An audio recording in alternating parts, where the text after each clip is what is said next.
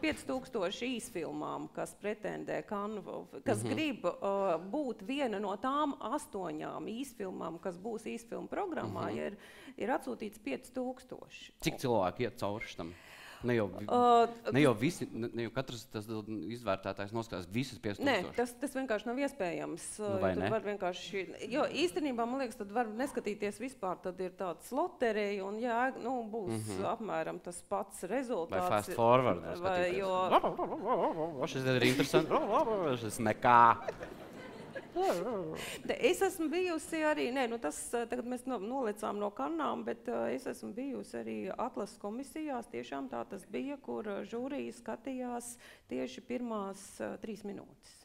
Un nebija pārsteigums, tad viss nākamais tā bija. Interesanti, paldies. Jā, nākamais, un līdz ar to...